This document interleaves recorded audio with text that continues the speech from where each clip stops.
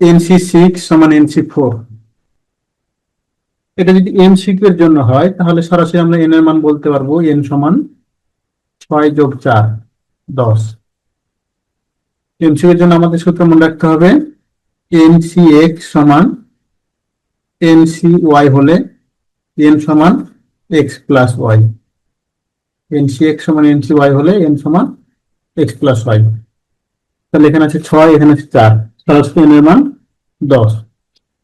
এবার যদি আমরা লিখিত ফরম্যাটে করতে চাই, দেওয়া আছে NC6 সমান NC4। আমাদেরকে একটা সূত্র মনে রাখতে হবে NCR মানে ফ্যাক্টরিয়াল n নিচে factorial r into n minus r factorial.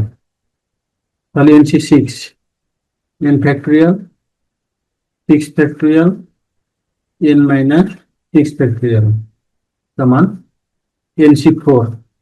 তাহলে উপরে হবে n factorial 4 factorial n minus 4 factorial, বা উভয় দিক থেকে ফ্যাক্টরিয়াল n কাটা যায়, উপরে থেকে 1 6 ফ্যাক্টরিয়াল পরিবর্তে 6 ইন্টু 5 4 ফ্যাক্টরিয়াল দিতে পারি n মাইনাস 6 ফ্যাক্টরিয়াল সমান 1/4 ফ্যাক্টরিয়াল।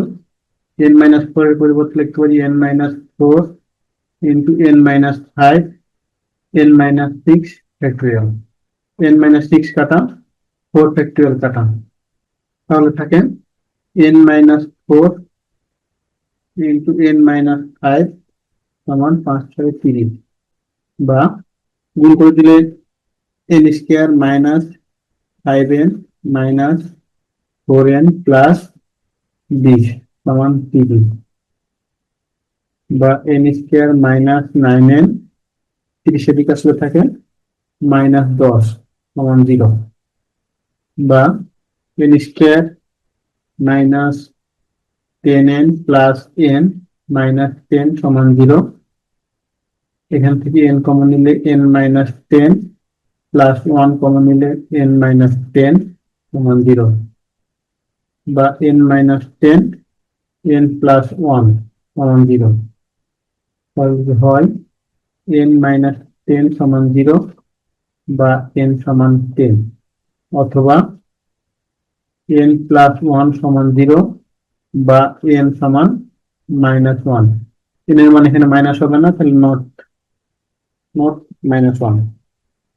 তাহলে আমরা n এর মান পাবো 10।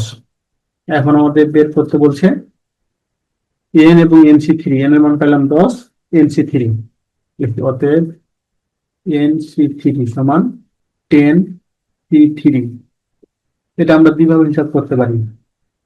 এক, প্রথমে 3 আছে যেহেতু নিচে, তাহলে 1 2 3 পুরো হবে 3টা পদ 10 9 8, তাহলে 2 4 8 3 3 9, তাহলে হলো 10 × 30 4 3 120। এটা একটা প্রসেস। আরেকটা প্রসেস ওইদিকে দেখেন 10 C3। এটা যদি আমরা সূত্র ফেলি তাহলে উপরে হবে 10 ফ্যাক্টরিয়াল নিচে 3 ফ্যাক্টরিয়াল 10 মাইনাস 3 ফ্যাক্টরিয়াল, তাহলে 10 ফ্যাক্টরিয়াল 3 ফ্যাক্টরিয়াল এখানে 7 ফ্যাক্টরিয়াল। তাহলে উপরে 10 এর পরিবর্তে লিখতে পারি 10 9 8 7 ফ্যাক্টরিয়াল নিচে 3 ফ্যাক্টরিয়াল মানে 1 2 3, 7 ফ্যাক্টরিয়াল থাকলো 7 ফ্যাক্টরিয়াল কাটা যাবে, আবার আগের অবস্থায় 120 আনসার।